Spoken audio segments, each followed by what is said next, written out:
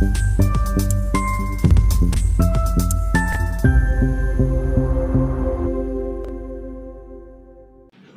मित्रांनो, हलाल खाद्यपदार्थ झाले, हलाल बँकिंग झालं, हलाल सौंदर्य प्रसाधन किंवा मेकअपचं सामान झालं आणि आता हलाल गृहनिर्माण प्रकल्पही समोर आलेला आहे। कर्जत जवळ म्हणजे माथेरान हिल्स जिकडनं दिसतात अशा ठिकाणी एक प्रचंड मोठा गृहनिर्माण प्रकल्प बांधण्यात येत आहे। त्याच्यावरती 15,000 स्क्वेअर फुटाचा स्विमिंग पूल वगैरेही आहे आणि वादाला तोंड फुटलं आहे की असा मुसलमानांसाठीच असलेला गृहनिर्माण प्रकल्प बांधता येऊ शकतो का। आता हा मुसलमानांसाठीच गृहप्रकल्प आहे असं कुठे अधिकृतरित्या लिहिलेलं नाहीये, पण त्याला मानवाधिकार आयोग वगैरेंनी सगळ्यांनी नोटीस दिलेली आहे आणि कदाचित या मुद्द्यावर मला आश्चर्य वाटलं, अगदी रोहित पवार आणि भाजप यांचंही एकमत झाल्याचं मला व्हिडिओ जो बघितला त्याच्यात लक्षात आलं। आधी बघूया याची, ऐकूया याची जाहिरात काय म्हणते ते। अपनी फैमिली के लिए प्रिंसिपल्स कॉम्प्रोमाइज करने का, तो क्या वो सही है? सुकून एम्पायर में रीडिस्कवर करें authentic community living, like minded families जो सेम वैल्यूज शेयर करती हैं। Authentic community level, like minded families जो सेम व्हॅल्यूज शेअर करती है म्हणजे काय? हे थोडक्यात याच्यामध्ये मुस्लिम हा शब्द नसला तरी एका समाजाचं एक सामाजिक जीवन जिथे तुम्ही अनुभवू शकता आणि तुमच्या आणि आमचे संस्कार किंवा तुमची आणि आमची संस्कृती एक आहे अशा प्रकारचा हा गृहनिर्माण प्रकल्प असणार आहे। किड्स बिल्कुल हलाल एनवायरनमेंट में सेफली ग्रो कर रहे हैं। एल्डर्स को रिस्पेक्ट और केयर मिलता है नेचुरली। प्रेयर स्पेसेस और कम्युनिटी गैदरिंग्स वॉकिंग डिस्टेंस में, पीसफुल सराउंडिंग विद स्पिरिचुअल वेलनेस। ये इन्वेस्टमेंट सिर्फ आपके पैसों को म्हणजे बघा, लहान मुलांना हलाल वातावरणात त्यांना त्यांचं आयुष्य जगता येतं, त्यांना मोठं होता येतं। जवळपास धार्मिक केंद्रही आहे, म्हणजे थोडक्यात मशीदही त्याच्यात आहे आणि वडीलधाऱ्या मंडळींना मान सन्मान मिळतो आणि अशा ठिकाणी गुंतवणूक करणं म्हणजे फायद्याची गुंतवणूक आहे, अशा प्रकारची जाहिरात आहे। आता कागदावर बघायचं झालं तर मला स्वतःला काही अशा प्रकारच्या जाहिरातीत आक्षेपार्ह वाटत नाही। याचं कारण म्हणजे मुंबईमध्ये प्रत्येक समाजाला स्वतःची गृहनिर्माण संकुलं किंवा इमारती बांधण्याचा अधिकार आहे। तुम्ही तो जातीच्या आधारावर किंवा धर्माच्या आधारावर ठरवू शकत नाही, पण समाजासाठी या गोष्टी आत्तापर्यंत केल्या जात होत्या। मग जैन लोकांच्या स्वतःच्या वसाहती, काही ठिकाणी ब्राह्मण सोसायटीही आहेत आणि त्याच्यातही असं ब्राह्मणांसाठीच असं नसतं, पण शाकाहारी लोकांसाठी वगैरे अशा प्रकारची त्याच्यात तजवीज असते। किंवा गुजराती समाजाचेही अनेक कच्छी लोक आहेत, त्यांचे वेगळी कॉलनी असते, सिंधी लोकांच्या वेगळ्या कॉलनी असतात, पंजाबी लोकांच्या वेगळ्या कॉलनी असतात आणि आतापर्यंत दिल्ली असेल, मुंबई असेल, सगळीकडे अशा प्रकारच्या पंजाबी बाग असेल, सिंधी कॉलनी असेल, अशा प्रकारच्या वसाहती उभ्या राहत आहेत। अनेकदा असं होतं की त्या समाजाच्या लोकांना तिथली घरं विकली जातात आणि मग त्यामुळे प्रश्न आहे की मग मुसलमानांनी असं स्वतःसाठी केलं तर काय चुकीचं आहे? म्हणजे हा मुद्दा पूर्णपणे बरोबर आहे, कारण तसं न करताही पूर्णपणे किंवा 95% मुस्लिम असलेले, 90% मुस्लिम असलेल्या अनेक झोपडपट्ट्या, चाळी जर जिथे उभ्या राहत असतील की जिथे इतर धर्माच्या लोकांना आत जाणं ही अनेकदा भीतीदायक वाटतं आणि तिकडचं म्हणजे कुठल्या व्हॅल्यूज किंवा कुठलं हे माहिती नाही, पण या अशा वसाहती असतात तिथे रस्त्यावरनं सांडपाणी वाहत असतं, कचऱ्याचे ढीग असतात, रस्त्यात त्याच चिखलात आणि कचऱ्यामध्ये लहान मुलं खेळत असतात। आता याला जर हलाल एन्व्हायरमेंट वगैरे म्हणायचं तर तुम्ही म्हणू शकता, कल्पना नाही, पण अशा परिस्थितीत जर कोणी एका मोठा रिअल इस्टेट डेव्हलपर एक कन्सेप्ट घेऊन जर एका समाजासाठी घरं बांधत असेल तर त्यात काही कायद्याच्या दृष्टीने चुकीचं आहे किंवा अयोग्य आहे असं मी म्हणणार नाही। जर त्याच्यात स्पेसिफिकली शब्द असेल की इथे फक्त मुसलमानच घर घेऊ शकतात, बिगर मुस्लिम घर घेऊ शकत नाहीत, तर हे कायद्याच्या विरोधात आहे, त्याला मान्यता देता येणार नाही। पण मुस्लिम शब्द न वापरता हलाल शब्द वापरला असेल, हलाल वातावरणात तुम्ही अनुभवू शकता वगैरे असं असेल तर त्यात असं म्हणता येऊ शकेल की हिंदूंनाही समजा हलाल वातावरण अनुभवायचं असेल, मुंबईत अनेक ठिकाणी ते अनुभवायला मिळतंच, पण अनुभवायचं असेल खास, तर तुम्ही इथे गुंतवणूक करून विकत घेऊ शकता. पण या प्रोजेक्टच्या ज्या जाहिराती आहेत त्याच्यामध्ये स्पेसिफिकली सगळ्या जाहिरातीतली जी पात्र आहेत ती टोपी, हिजाब बिजाब घातलेली अशी मुलं, पण असे आजूबाजूला प्रार्थनास्थळ म्हणजे मशीद दाखवलेली आहे. म्हणजे हेतू स्पष्ट आहे की हे मुसलमानांसाठी टाउनशिप आहे. आता याच्यातनं अनेक प्रश्न लगेच निर्माण होतात. त्यातले काही लोक म्हणायला लागतात की हे तर दहशतवादी केंद्र तयार करण्याची योजना आहे, अशा प्रकारे मुसलमानांची सोसायटी केली तर तिथे लष्कर ए तोयबा, अल कायदा, आयसिस वगैरेचे सगळे लोक येतील वगैरे. मला असं वाटतं की अशा गोष्टीत आपण सुतावरून स्वर्ग गाठू शकत नाही, गाठू नये. मुद्दा असा आहे की समजा एखाद्या समाजासाठी किंवा त्याला आकृष्ट करण्यासाठी त्या घरामध्ये, त्या गृहनिर्माण प्रकल्पामध्ये जर काही विशेष सोयीसुविधा देऊ केल्या असतील, त्याच्यामध्ये मशीद असेल, तर तो संविधानाने अधिकार आहे का? आहे. कारण हल्ली सगळीकडे तुम्हाला त्या समाजाची देवळं आहेत किंवा जैन डेरासर आहे किंवा त्या पद्धतीचे घरं निर्माण करण्याची परंपरा आहे.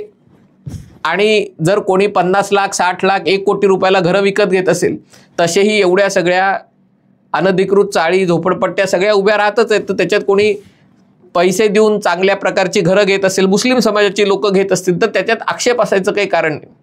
आक्षेप कुठे होतो की या ज्या भंपक पुरोगाम्यांची जी डबल ढोलकी आहे आणि तथाकथित मराठी रक्षकांची जी डबल ढोलकी आहे ती अशा वेळेला उघड होते. म्हणजे एरवी जे मराठीचे कैवारी आहेत त्यांनाही असं वाटतं की मुंबईमध्ये अनेक ठिकाणी मराठी माणसाला घर दिलं जात नाही आणि त्याच्यासाठी ते वारंवार गुजराती समाजाविरुद्ध, जैन समाजाविरुद्ध आपला असंतोष व्यक्त करतात. कारण अशा ठिकाणी तेही काही म्हणत नाहीत की आम्ही फक्त गुजरात्यांना विकतो, आम्ही फक्त जैनांना विकतो, आम्ही फक्त आमच्या समाजाला विकतो. ते म्हणतात आम्हाला शाकाहारी लोकांनाच हे विकायचं आहे. म्हणजे थोडक्यात तुम्हाला विकायचं नाही आहे हे सांगायला, किंवा मग त्यांच्या समाजाचा कोणी ग्राहक नसेल तर ते ठरवून किंमत जास्त सांगतात आणि त्यांचा समाजाचा असेल तर किंमत थोडी कमी सांगतात.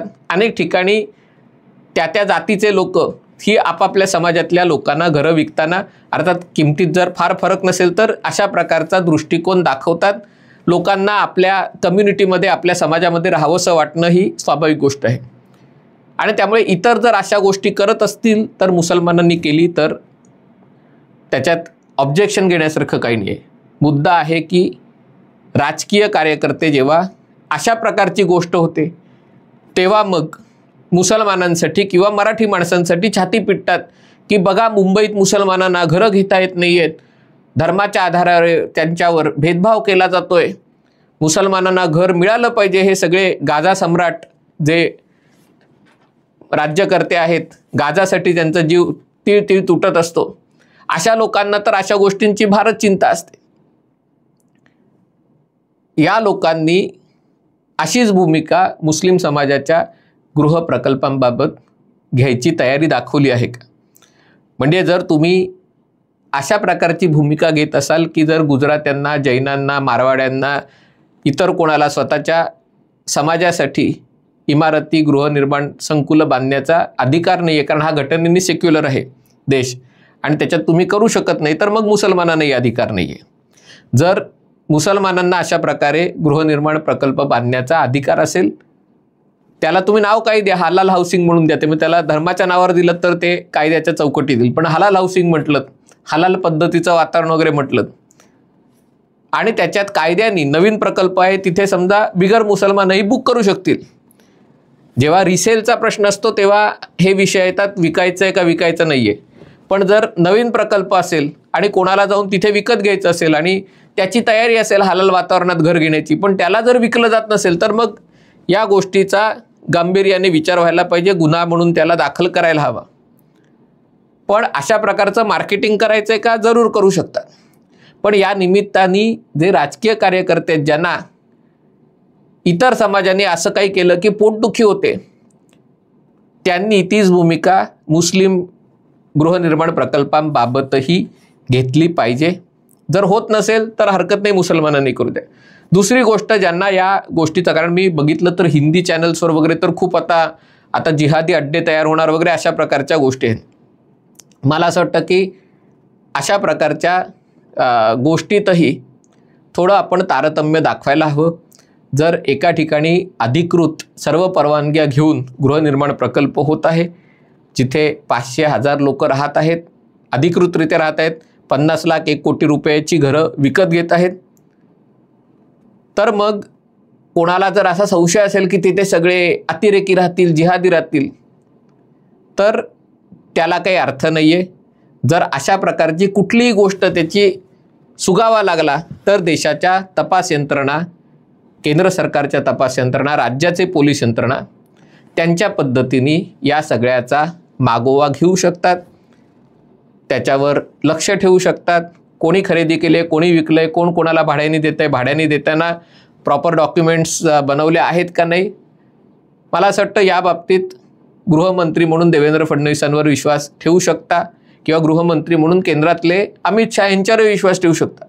आणि त्यामुळे जर कोणी कायद्याने राहत असेल, कायद्याने घर विकत घेऊन राहत असेल, तर आकांड तांडव करण्याची गरज नाही आहे. पण दुसरीकडे जर मुसलमानांना अशा प्रकारे गृहनिर्माण प्रकल्प बांधता येत असतील, त्याची जाहिरात करता येत असेल, तर तोच अधिकार इतर समाजाच्या लोकांनाही आहे. त्यांनाही अशा प्रकारचे गृहनिर्माण प्रकल्प, मग त्याला कोणी म्हणायचं असेल की त्याला ब्राह्मण व्हॅल्यूज हवेत, कोणाला म्हणायचं आहे आम्हाला जैन व्हॅल्यूज हवेत, कोणाला म्हणायचं आहे आम्हाला स्वामीनारायण पंथाचं हे हवेत, तर त्यांना तशा प्रकारचे प्रकल्प राबवण्याचा अधिकार आहे. त्याच्याबद्दल कोणाच्या पोटात दुखायला नको. आणि असं होत असताना हलाल व्हॅल्यूज म्हणजे काय हे डिफाईन झालं पाहिजे. हलाल व्हॅल्यूज म्हणजे देशाचं संविधान आणि कायद्याच्या चौकटीच्या पलीकडच्या कुठल्याही व्हॅल्यूज हलाल व्हॅल्यूज म्हणून समोर आणू नये. हलाल व्हॅल्यूज म्हणजे जर कुर्बानी देण्यात येत असेल, म्हणजे इमारतीच्या आवारात कुर्बानी देण्यात येत असेल आणि त्याच्यासाठी योग्य त्या परवानग्या घेतल्या जात नसतील, तर त्या हलाल व्हॅल्यूजला कायद्याच्या आधारावर, संविधानाच्या आधारावर तपासलं गेलं पाहिजे. जर ते कायद्याच्या संविधानाच्या चौकटीत असून जर त्या काही हलाल व्हॅल्यू असतील, जर इतरांना तिथे जागा विकत घेण्याची मुभा असेल, तर मला असं वाटत नाही हा विषय फार गंभीर आहे. फक्त अशी किती प्रोजेक्ट तयार होत आहेत, कोण त्याच्यामध्ये घरं घेत आहेत, कशासाठी घेत आहेत, या गोष्टींचा अभ्यास, त्याचा तपास, त्याचं लक्ष असणं म्हणजे कोणाकडे संशयाने बघणं असं नाही, कोणाला दहशतवादी लेबल लावणं असं नाही, पण तपास यंत्रणांची नजर असते, असावी. आणि त्यांच्या दृष्टीने जर ओके असेल, क्लिअर असेल, तर या गोष्टी व्हायला माझी हरकत नाही आहे. पण आपल्याला प्रत्येक गोष्टीत वाद निर्माण करायचे असतात. पण अशा प्रकारे जर कोणी गृहनिर्माण प्रकल्प तयार करत असेल कायदेशीररित्या सर्व परवानग्या घेऊन, तर मी त्याचं स्वागत करतो. कारण मुसलमानांसाठी अशा प्रकारे अनधिकृत घरं, त्याच्यामध्ये 4-4 मजल्याच्या 5-5 मजल्याच्या झोपड्या, तिथे हे असे प्रकार चालण्याची शक्यता जास्त असते. त्याच्यापेक्षा जर कोणी कर भरून कायदेशीररित्या अशी घरं बांधत असेल, विकत घेत असेल, तर त्यावर सरकारचाही फायदा आहे, समाजाचाही फायदा आहे. आणि समजा असे प्रकार घडण्याची भीती असेल तर लक्ष ठेवायलाही ते शक्य आहे. आणि त्यामुळे राईचा पर्वतही करू नये. पण दुसरीकडे जे पुरोगाम्यांची ढोलकी एरवी वाजत असते की मुसलमानांना वेगळं पाडलं जात आहे किंवा मराठी माणसांना वेगळं पाडलं जात आहे, तर त्यांनीही या प्रकल्पाकडे डोळे उघडे ठेवून बघण्याची गरज आहे. हा व्हिडिओ आपल्याला आवडला असेल तर कृपया लाईक करा, शेअर करा आणि चॅनल सबस्क्राईब करण्याची विनंती आहे. तुर्तास इथेच थांबतो. पाहत रहा MH48.